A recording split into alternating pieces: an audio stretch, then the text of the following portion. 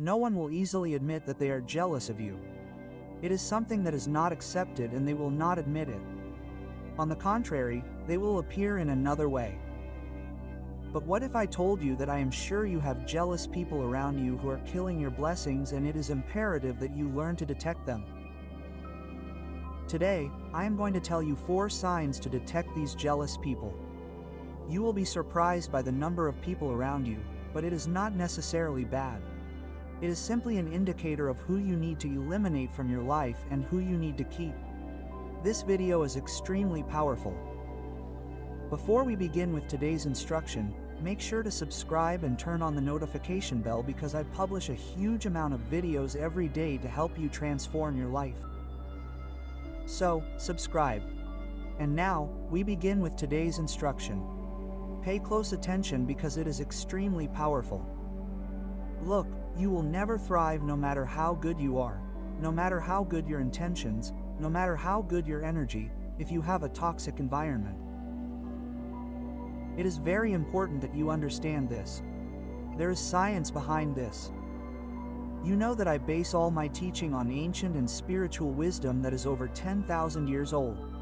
Modern science is 300 or 400 years old.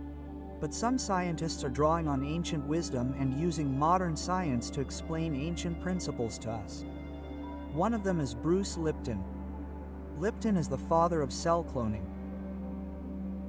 He was one of the first to clone stem cells in the whole world and realized during his cloning work that cells have the will to grow naturally.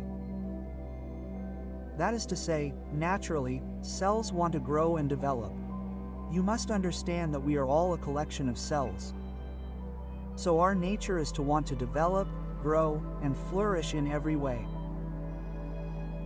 You want to grow economically in your relationships, in your health, energy, and vitality. Now, our beliefs and our environment prevent us from achieving what should naturally be our goal, which is to grow. I'm going to talk to you about environment and beliefs. I mention this continually in my videos. If you want to learn more, please subscribe. Don't forget to subscribe because I publish a huge amount of videos to help you understand all these principles. But today, I'm going to talk to you about environment and what Bruce Lipton discovered when he cloned stem cells. He discovered that the environment in which the cell is located is more important than its own natural drive to grow. In other words, the environment conditions the cell more than its internal drive to grow. A bad environment didn't allow the cell to reproduce and grow naturally, which was its natural impulse. Sometimes you say, I'm doing everything I can. I'm visualizing. I have a good attitude. I'm doing everything possible. And yet I'm struggling to thrive in life. Quote, what's going on? Well, be careful, because you may have a toxic environment and not even realize it. On top of all that, it's not just about what people say and do, but also what they think. Our reality begins with thought. The universe is mental. What you think manifests. Thoughts are things. That's why in the Bible, it says in the Gospel of John, in the beginning was the Word, and the Word was with God, and the Word was God. First came the Word, which is the thought expressed, and from that thought and that word are generated all emotions, all conscious and unconscious actions that lead to a result. Quote, what science has discovered is that in 1801, there was a scientific experiment called the observer effect derived from Young's defending experiment. It was discovered that the scientists' expectation of what should happen in the experiment conditions the experiment to unfold exactly according to their faith, expectation, or belief. This is the same message Jesus of Nazareth conveyed. According to your faith, it shall be given to you. Science, and especially psychology, has confirmed these age-old principles that other people's expectations of us also condition our results. In fact, this is known as the pygmal effect. The pygmal effect came about because psychological tests were conducted on a group of children at school to measure their intelligence quotient. The psychologists confused the results and told the teachers that the below-average children were gifted and the above-average children were. The teachers, believing that gifted children were, and that children were gifted, treated them as such and projected this vision onto them. After a year, they realized the confusion, but discovered an impressive secret that the elders had already revealed to us. The children who were gifted, but whom the teachers believed to be, began to decline academically and behave like children. And the children, whom the teachers believed to be above average, began to receive gifted grades. When you understand this, many questions arise in your mind. What happens, for example, to these children with Down syndrome? Society says they are below average, that they are, and the parents, believing this, begin to project these ideas onto them. The teachers do the same thing, putting them in schools where all these children labeled, are grouped together, who end up leading limited lives. Until a parent says, "My child is not mediocre," and a Pablo Pineda is born. The first boy with Down syndrome to earn a college degree in teaching. The Pygmalion effect works in every facet of our lives. What I want you to ask yourself first is, who do you have around you? What expectations do your friends, family, and the people around you have for you? Do they believe you can succeed? Do they see you as a winner? Do they see you with the love of your life? Do they think you can get the love you want? Do they believe you can have the health you desire? That you can lose the weight you want? Do they see you prospering the way you desire? Becoming a millionaire? It's very important that the people around you believe in your success and want it for you. You'll be surprised by the number of people around you who seemingly seem to have a positive opinion of you, but in reality, it's something else. To reassure you, I'd say that 95 to 98% of their intentions are unconscious. They don't do it consciously. They're not bad people towards you, but they're programmed to be. And just as they believe in their own limitations, they'll also believe in yours. One important thing to know is that when someone doesn't believe in themselves, that they can achieve anything in life, when they don't believe in the principle I teach every day, they automatically believe that their bad luck is their destiny, that they were born for it. And when they see someone who is more successful, envy automatically arises. Envy is nothing more than a feeling of inferiority compared to the envied person. They will never acknowledge it, never see it. But believe me, you have envious people around you and people who don't believe in you, even if they seem to say the opposite. That's why I'm going to teach you 4 signs so you can identify this envy and quickly move away from it.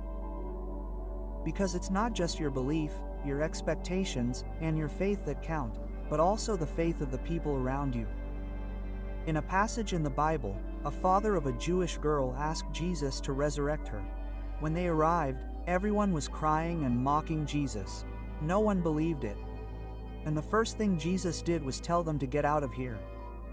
Get out of the room, because Jesus, the metaphysician, knew his principles perfectly. I can't perform any miracles with all these skeptics and mockers around me. If you don't believe I can do it, then I won't be able to, because you also affect my own faith. That's why, when people ask Jesus for miracles, he always asked them the first question: do you believe I can do it? If the answer was yes, then he would take action. First, what you need to understand is that envious people will be kind to you, talk to you, and say nice things, but the reality of their beliefs lies within. You can detect their envy, and I'm going to give you 4 signs.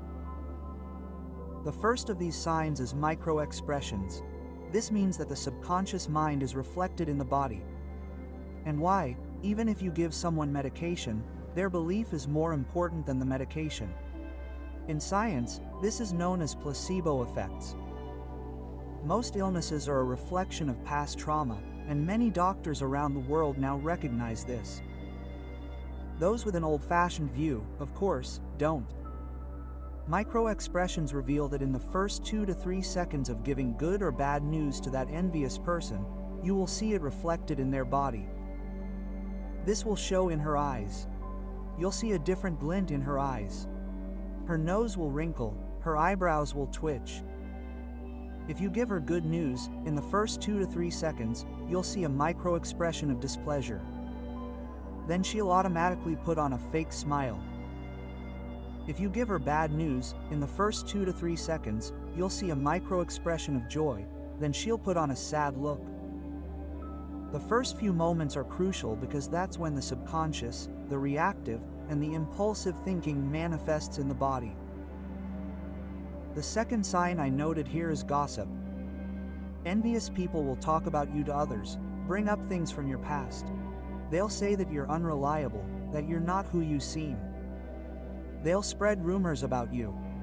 I'm sure we've all experienced this, especially when life is going really well. You'll have people around you who will be spectacular with you. Then you'll learn that they start spreading rumors. A little secret. Remove from your life those who come to you with rumors and gossip about another person. Because when they turn around, it will be you they'll be talking to that other person about. It's very important to understand this. The next signal that indicates they have envy is false compliments. How many people give false compliments? For example, you succeed in a project and the first thing they'll say is, "Ah, you must have made a lot of money," because deep down, money is bad. It's empty, it's greed. Quote.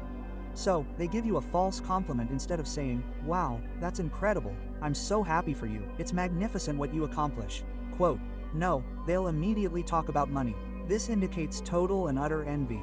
Why? Because the one who truly wants the best for you, money will be the last thing they mention about your success. This is very important to understand, and you'll probably recognize some of the people around you right now. They'll also congratulate you, for example, on something you no longer have, something you used to have and now you're not as successful. And they come to congratulate you because they know you're not as successful anymore. It's a subtle way of pointing out that things aren't going well for you. These are false compliments. Jesus of Nazareth said, "Lou in a sheep pot, hypocrite." You must get them out of your life. It is very important. For this reason, I call it the voice of your soul. I always listen a lot to intuition, not just the voice of your soul, that inner whisper. If someone compliments you and you feel uncomfortable, your soul is telling you that this person is not reliable. This person is envious. These people feel inferior to you and will do anything to harm you. Some will even condemn you in the form of a compliment. The fourth signal I wanted to address is this. Envious people suddenly develop an unusual interest in you and your person. They want to spend all their time with you, to become your best friends. Do you know why? Because they want to get information about you to use it against you. This is very important. They want to know your weak points to start spreading rumors and gossip about you. Beware of those who, when things are going well for you, suddenly start to approach you with exaggerated interest. When you see your favorite singer, actor, writer, or YouTuber surrounded by people who are mostly parasites, you must understand that these are envious or self-interested people. This can happen on a small scale in your own life. Pay close attention to these people. Remember what I told you at the beginning of the video. Dr. Bruce Lipton discovered that the cell's will is not as important as the environment for thriving. We all have the innate will to succeed, to flourish. The Bible says that good is normal, evil is a choice. Adam and Eve were expelled from the Garden of Eden for eating the fruit of the knowledge of good and evil. Eating means thinking. When you think negatively, you are expelled from paradise. When you distance yourself from those who consciously or unconsciously want to harm you, your life begins to flourish dramatically. As I always say, don't believe me. Check it out for yourself. I hope I've inspired you with this video and helped you. If you want to keep learning, subscribe and turn on the notification bell. I publish a huge amount of videos and have some spectacular content prepared for the next few days. So, don't miss the opportunity to keep learning. Yeah,